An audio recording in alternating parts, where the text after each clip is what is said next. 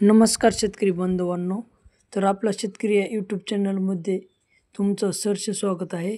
चला तर 10/5/2025 पुणे गुलटेकडी व सोलापूर कांदा मार्केट पाहूया.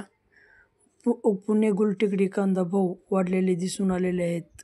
आज 200 रुपयांनी दर वाढलेले आहेत. तर चला तर पाहूया पुणे गुलटेकडीतील कांदा मार्केट. पुणे गुलटेकडी येथील कांदा मार्केट आवक 12,124 क्विंटल. किमान दर 800 रुपये, कमाल दर 1,600 रुपये, सरासरी दर 1,300 रुपये. पुढील सोलापूर येथील मार्केट पाहूया.